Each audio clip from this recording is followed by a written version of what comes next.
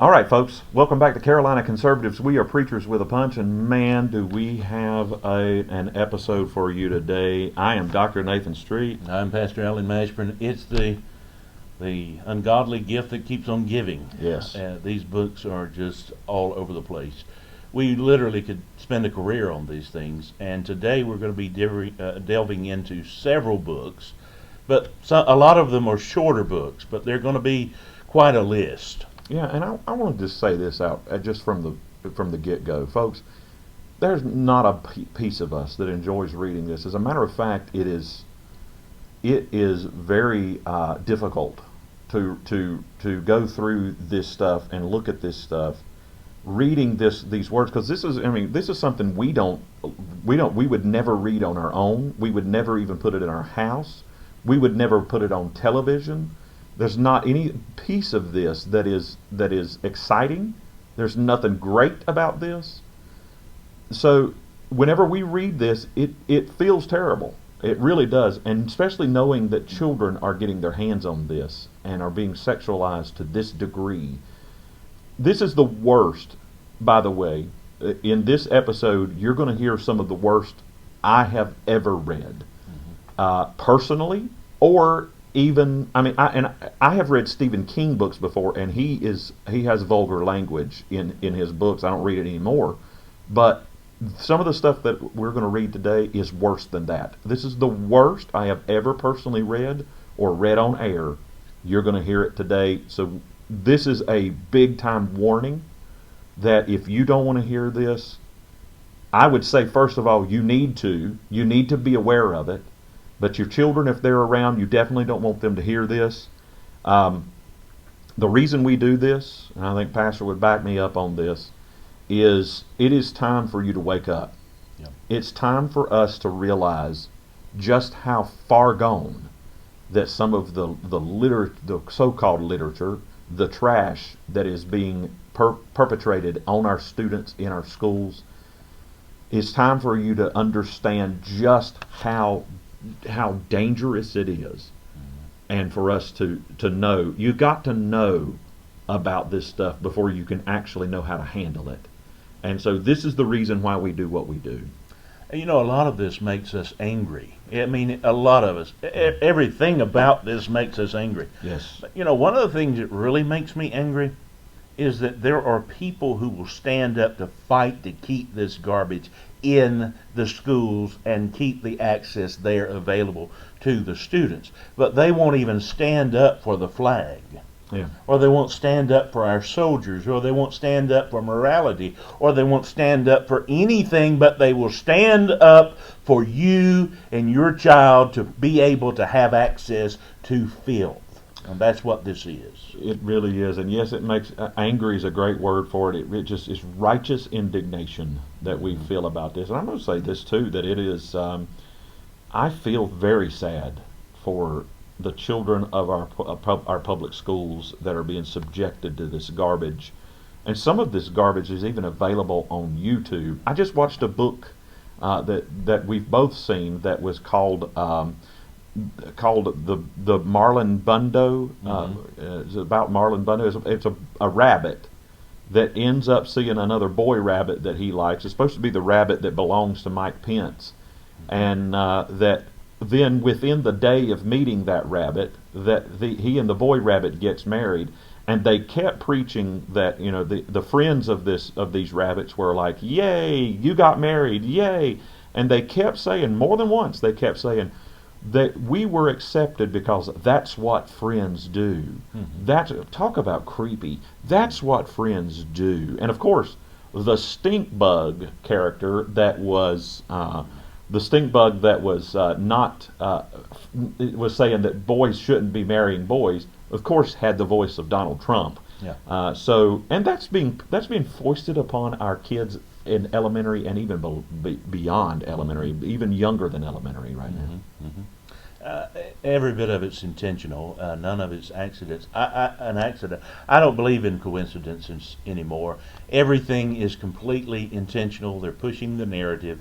They're pushing this garbage. And you know, and to be honest and to be forthright, 95% of Americans don't want this garbage at all. Right. Even though many of them may or may not identify as believers. There's that word. I hate to use it because it's being abused and used at every turn of the corner. Yes. But they don't say that they're Christian, but yet they do not want this garbage and filth in front of their children. It's the 2 to 5% in the country that have control of the media, the social media giants, big tech. They are the ones who are pushing this and infiltrating the minds of our children. And now it's into the printed page, which is not so much huge anymore because everything's gone digital and gone. But now there's ebooks. So they're covering every base in putting this agenda and narrative in front of our children to normalize it. And you may think, well, you know, this is really you know, some of the books that we have covered in previous episodes are, you know, they're mostly found in middle schools or high schools, and they're starting to be preteens and teens. Well, maybe because, you know, you might even think, well, I'll let my teenager watch a rated R movie, and, you know, what's the big deal about that? Well, there's a big deal about that too, but that's not what this is about. But you may be thinking, well, you know, they're old enough, they might be able to discriminate between the two. Again, you're very sadly mistaken, and you're going to lose your children. I mean, there is a reason why we have young men who are getting guns and going and shooting parades and shooting up schools and all. But you're wrong that this is not just geared toward middle and high school. As a matter of fact, I'm going to highlight for you right now several books, and I'm going to name them all out. But I'm looking at one now, A House for Everyone, reading age 4 to 8, grade level preschool to grade 3. I Am Jazz, reading age 4 to 8, grade level preschool to grade 3. 10,000 Dresses, grade level kindergarten to grade 4. The reading age 5 to 9 years old. Call Me Max, reading age 4 to 9 years old, grade levels 2 to 3. It Feels Good to Be Yourself, reading age 4 to 8 years old. This is absolutely marketed and geared, and they're all picture books, by the way.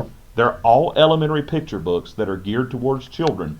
Teaches children about gender identity and using a variety of pronouns. A child that believes she was born with a girl's brain and a boy's body. Teaches the concept of transgenderism to young children. A book about a trans girl trying to make her dreams a reality. Each night she dreams of a different mystical dress, which she can in turn ask each of her family members if they can help her find the next morning. The book explains transgenderism, explores difficulty in choosing which bathroom to use at school. How stupid. A picture book that introduces the confusing concept of gender identity to young. Some people are boys, some people are girls, some people are both, neither, or somewhere in between. It is insane. It's insanity. And so I want to read a few of the passages here. A House for Everyone by Joe Hurst, Hirst. Alex does not feel like just a boy or just a girl. They feel they, talking about one person now, they feel very uncomfortable being called he or she. We will need something to sit on, says Jackson. I'll take care of that. Jackson is very, very strong. Tom is a boy. When he was born, everyone thought he was a girl. They gave him a girl's name. This made Tom sad. When he grew up, he told everyone he was a boy. Now everyone calls him he and him. This makes Tom really happy, who Tom is a girl. Here's one from I Am Jazz. Here's some from that. At first, my family was confused. They'd always thought me as a boy. When I was very little and my mom would say, "You're such a good boy," I would say, "No, Mama, good girl." Then one amazing day everything changed. Mom and Dad took me to meet a new doctor who asked me lots and lots of questions. Afterward, the doctor spoke to my parents and I heard the word transgender for the first time. If there's a doctor out there with a child that young and they're starting to talk about transgender, that doctor needs to lose his or her license immediately. Yeah. 10,000 Dresses. Here's some from 10,000 Dresses. When Bailey woke up, let's see, that was incorrect. The first dress was made of crystals. Bailey being a boy now, the first dress was made of crystals. When Bailey slipped the dress on, the crystals clinked against each other like millions of tiny balls.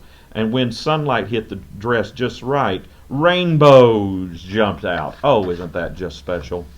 And then call me Max. I see a boy with spiky hair. I see a boy with white skin that tans easily. I see a boy with one mom and one dad and two goldfish. I see a boy who is transgender. Trans means going across, like transportation. Transgender is a long word, but it means something simple. Okay, yeah.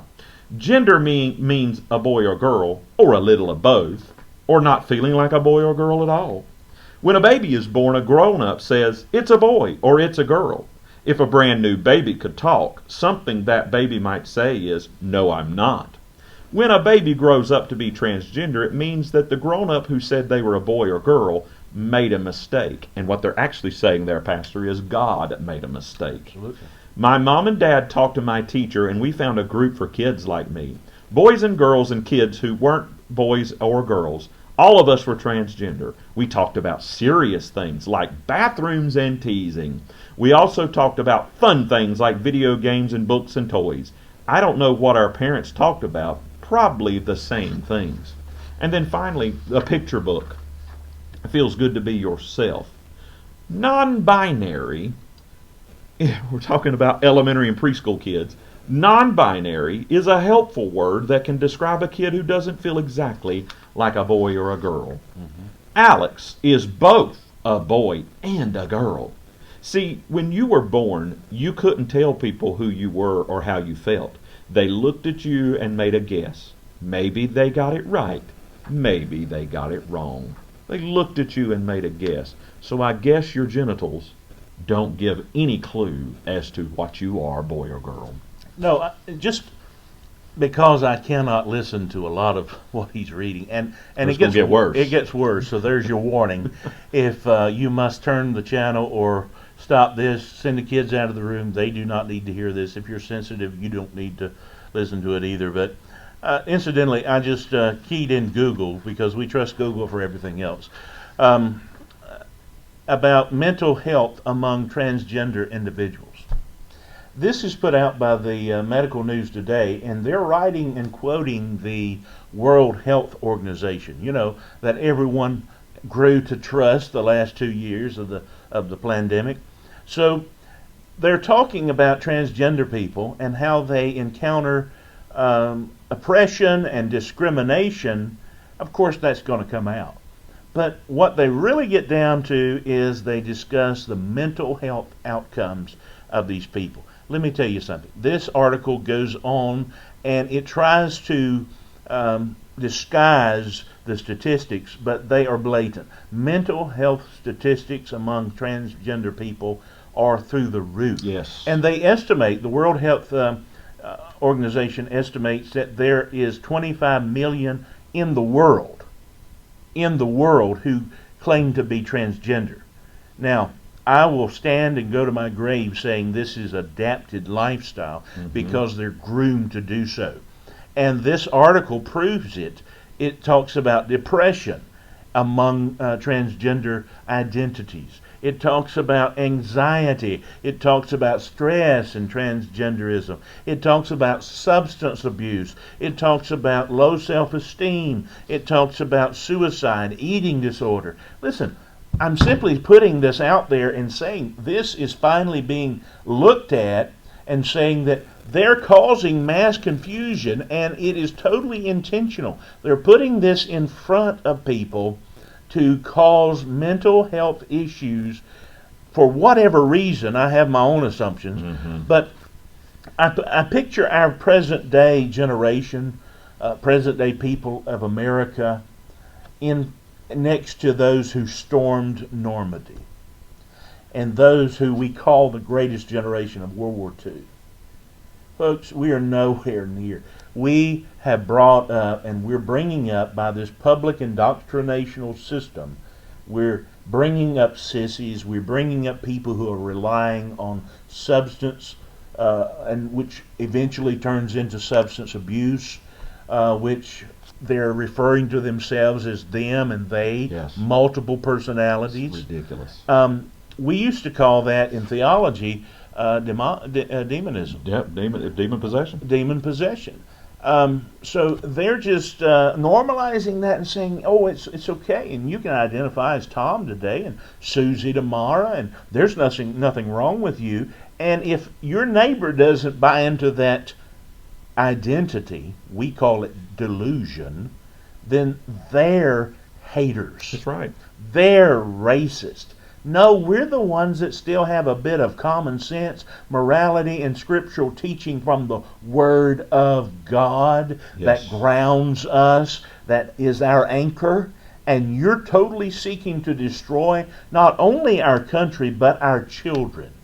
Not only the infrastructure, the foundation, the spiritual foundation, the historical foundation, you are seeking to destroy us from the inside. Folks, listen, read your world history. Every nation, civilization that went this way in depravity, sexual sins, and even personality changes and identities that we're calling normal today, they completely are not on the earth right now. They were dissolved, judged by God. Yeah, it is sickening. It is vile. And I have to warn you that it's about to get much, much worse.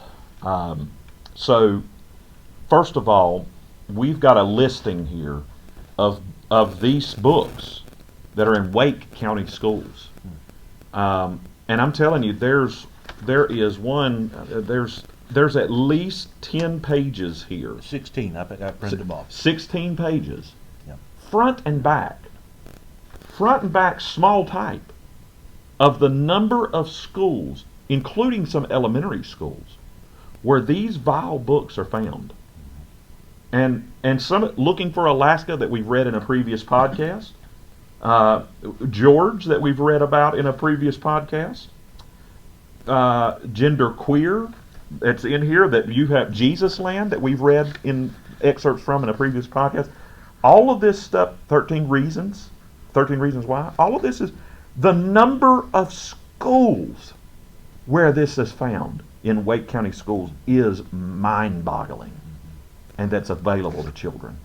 And let me interject, this list actually was composed by Paved Education Project. Yes. And we encourage you, this is a site that we use. I've actually become acquainted with those folks who do the hard work and do the leg work, and I've become acquainted with those folks dealing with this. They're wanting to do it in every county. If that's something you would like to work with them on, you can contact us through our email or through our Facebook accounts.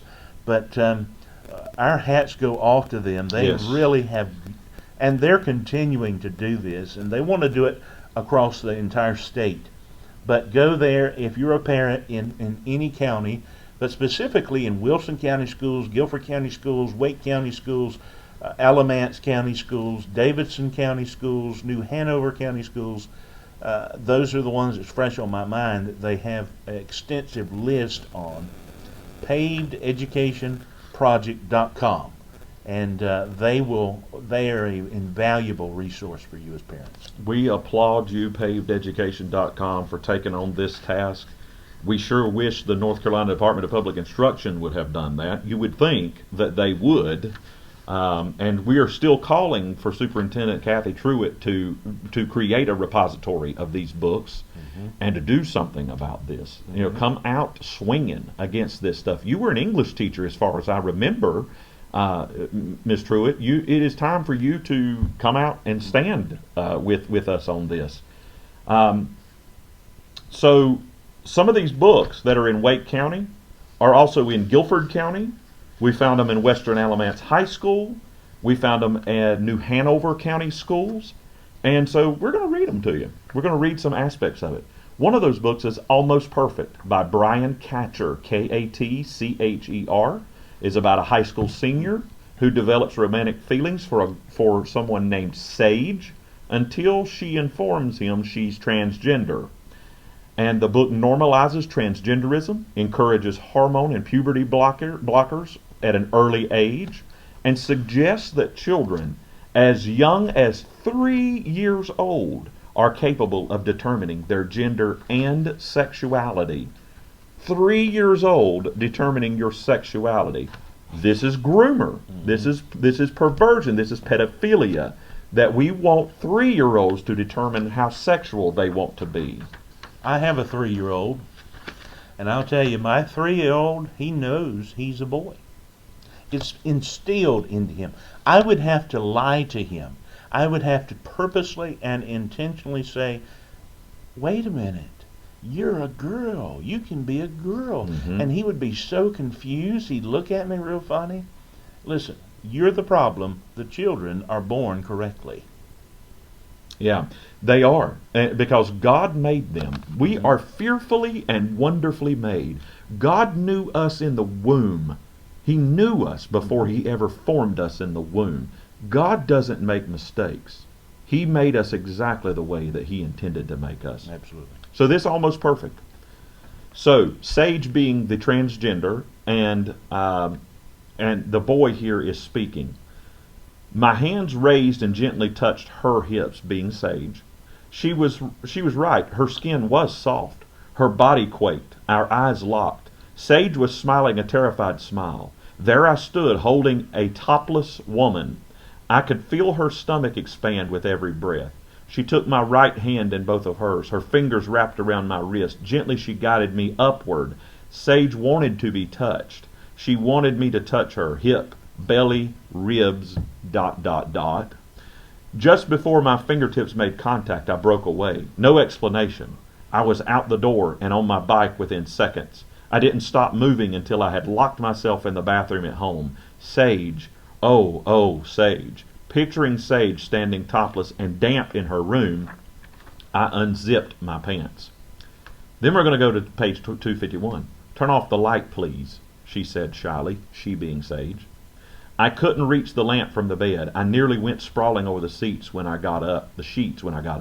And then I couldn't find the lamp switch. I pounded it with my fist until the bulb's filament broke and the light from outside was all that shone. When I turned back around, Sage was sitting on the bed wearing nothing but a pair of shorts. She was looking down at the floor, her hands pressed between her knees. I'd never been so turned on in all my life. I thought for a strange moment of Brenda. I was suddenly glad that we'd never made love. I removed my shirt and sat next to Sage. She smiled at me. When I tried to kiss her, she fell backward onto the bed, her body on display. She was mine if I wanted her. I touched her skin. Logan? Yes, Sage? God, why were we talking now? Please be gentle. It's my first time. I kissed her, but not on the mouth. Mine too. We didn't speak again for another 2 hours. We're talking about making love. What do teenagers know about that? The only thing they know about is the pornography that they've been exposed to and the vileness that they've been exposed to. But this is about a boy who is struggling after he had accidentally kissed this so-called girl, and then found out that she was transgender, and then she pressing herself on him to try to make him be more comfortable with it. Again, this is sexual harassment that we're reading about there. It's vile stuff, Pastor. Absolutely. But it's it's nothing compared to what's coming up.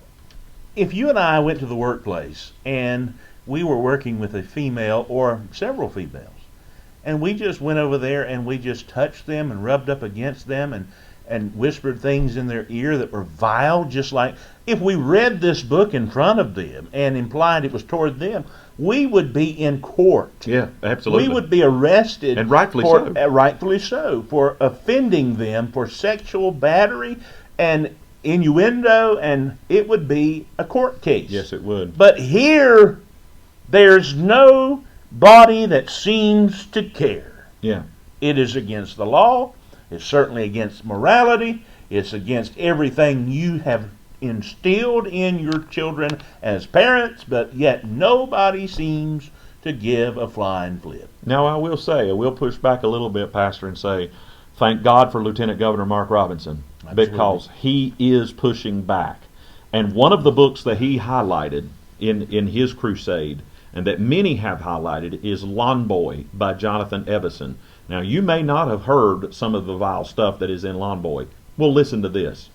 But there's one thing I'd never tell Nick in a million years, not that it really matters. In fourth grade, we're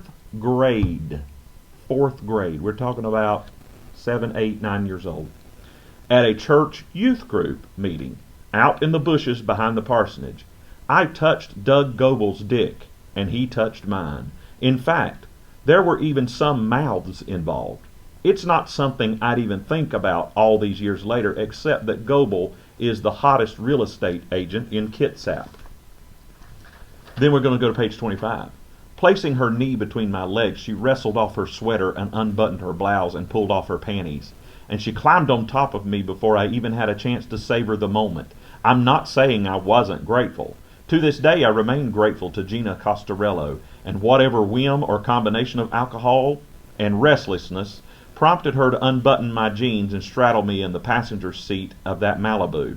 And don't get the idea that it didn't feel good either. It was a revelation, a delirious paroxysm like I'd never known, a welling of rapture from my heels to my temples. The experience literally emptied me. For 90 seconds after Gina climbed off of me, roughly the time it took to get her clothes back on, I felt shucked like an oyster. And then from page 91, what if I told you I sucked it? Will you please just shut up already? I'm dead serious, Nick. Well, I'd say you were a fag. I was 10 years old. Let me pause there a minute. I was 10 years old. But it's true. I put Doug Goebel's dick in my mouth. The real estate guy? Yeah. Nick looked around frantically. Now, let me just pause here a minute, too, and say, again, please be warned of the verbiage, the language in this, and also of the scenery. Nick looked around again. What the fuck are you talking about, Michael? I was in fourth grade. It was no big deal. Cringing, Nick held his hands out in front of him in a yield gesture. Stopped. He sucked mine, too. That's Lawn Boy.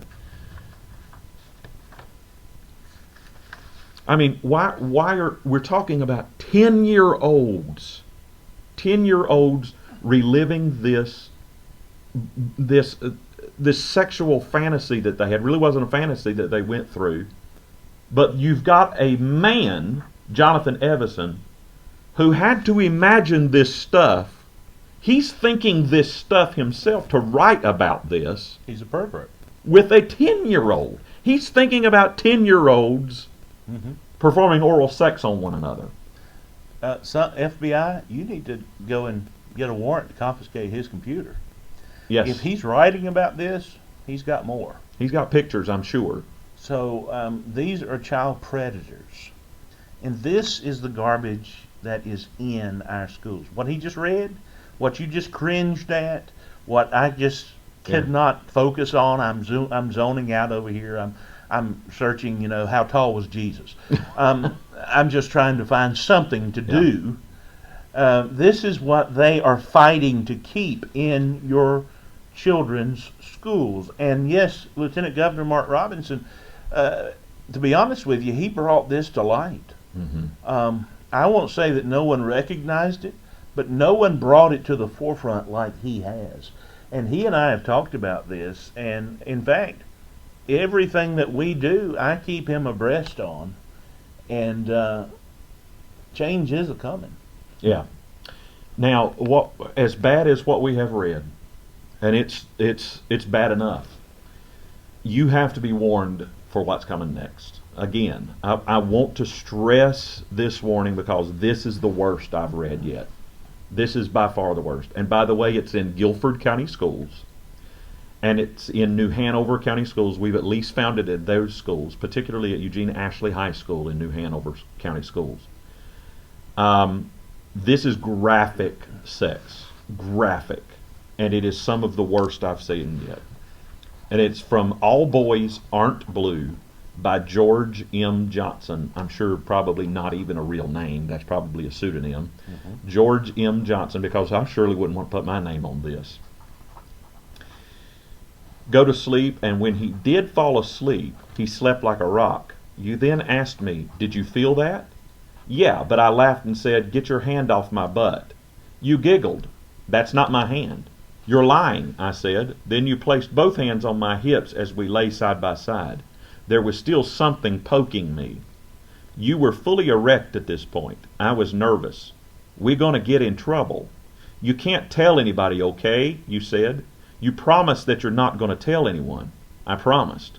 You then grabbed my hand and made me touch it. It was the first time I had ever touched a penis that wasn't my own.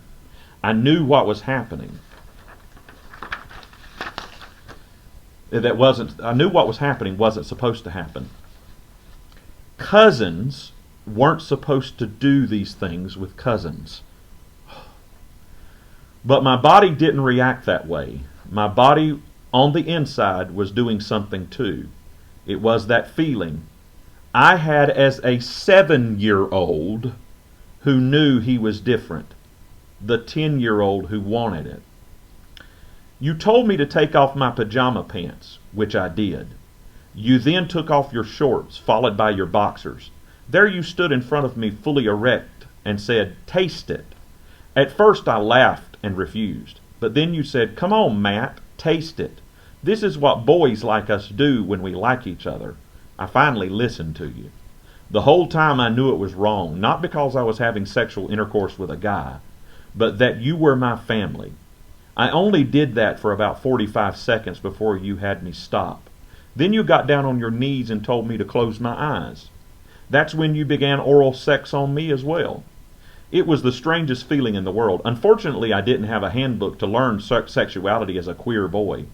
My crash course was happening right in front of me, and despite the guilt I was feeling, there was also a euphoria. Things were happening to me that I couldn't explain. Feelings and emotions I had not known existed. I remember the condom was blue and flavored like cotton candy. I put some lube on and got him up on his knees, and I began to slide into him from behind. I tried not to force it because I imagined that would be painful. I didn't want this moment to be painful, so I eased in, slowly until I heard him moan. As we moved, I could tell he was excited. I was too, but the pride in me told me not to show it. I felt like I was in control and proud of myself for getting it right on the first try, all the while still being nervous. I wanted to stay dominant in that moment. We went at it for about 15 minutes before I started to get that feeling. Weakness in the legs, numbness in the waist. I finally came and let out a loud moan, to the point where he asked me to quiet down for the neighbors. I pulled out of him and kissed him while he masturbated. Then he also came. He got on top and slowly inserted himself into me. It was the worst pain I think I'd ever felt in my life. He then added more lube and tried again, which felt better but not by much. He began his stroking motion. Eventually I felt a mix of pleasure with the pain. I can't say I didn't enjoy it because I did, but it was painful for sure. In those few minutes, though, I can say that he was gentle. His aim wasn't to hurt me, and my aim was for him to be pleasured too. He didn't last long inside of me, thankfully. He gave me a kiss before he pulled out. I didn't stay long, nor did I masturbate after. I was in a state of shock. I just wanted to get back home.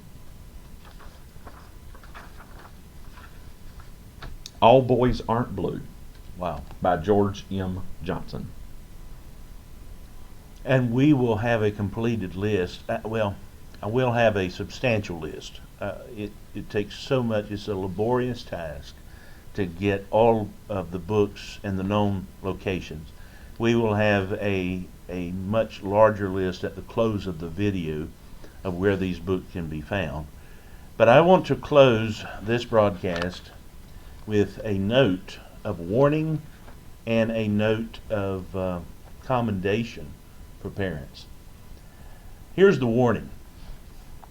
You are responsible for your children. You're responsible for your children's upbringing. You're responsible totally. The state is not. The county is not. The country is not. You are, as the parents. So if that means you taking your children out, putting them in a private setting or putting them in homeschool, you must do that. We're to that point. Yes. We're to that point. We will not be able to reform this giant of a public school system. We know that there are children that's going to be left in the system who cannot, their parents just cannot do any of what I've just mentioned. We cannot leave them. We must do our best to fight for them. Yes. Now, what does the Word of God say about what he's just read? The Bible says in Romans chapter 1, verse 26, "For this cause God gave them up to their vile affections. For even their women did change the natural use into that which is against nature. And likewise also the men, leaving the natural use of the woman, burned in their lust one toward another. Men with men, working that which is unseemly, receiving in themselves that recompense of their error which was meet." God's got a payment plan for you coming.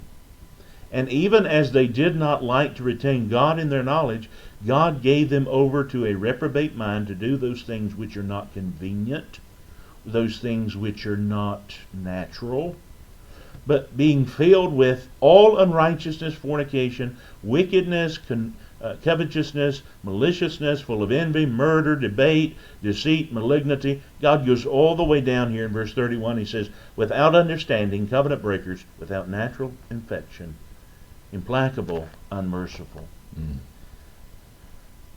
I don't have anything else to add. I mean, I've just been blown away by what you've just read. It's just been filthy. I feel like we need to go home and take showers. Yeah, it is absolutely shocking. And again, Duke Legal Clinics, you want to stand behind that? You board members, superintendents, principals, parents, what I just read, what I have read since the beginning of this episode and other episodes, you want to put your name behind that? That you want children, what I just read particularly, 7-year-old and 10-year-old cousins, family members, incest. You want to stand behind that? Again, George M. Johnson, to have written that, had to have been imagining that. You want to stand behind that. And to know that he wrote that, imagined that, and probably fantasized about that in his alone time. It is, and maybe not even, the really sad thing is, it might not be a fantasy. He might have acted this out. Yeah. I mean, this is so graphic. We have to be open to that possibility. Absolutely. This is so graphic that I can't imagine, I just can't imagine how anybody could even think of this stuff. But if you want to stand behind that, then you need to be labeled exactly what you are. If this is something you support, then you need to be labeled a pedophile and a pervert just like everybody else. If you want to stand up for this and not stand up for this, amen, we're coming for you. Exactly right. Because we're going to get you replaced, we're going to get you fired, we're going to get you unelected, we're going to get somebody to replace you that will be a leader and a protector of not only a building, which everybody loves to build buildings, new schools. And I'm not saying those buildings don't need revamping or extended maintenance or whatever, but you have got to start with the most precious possession you have been placed in charge with. That is the children of our country. Amen. So, folks, they're making a stand for the evil.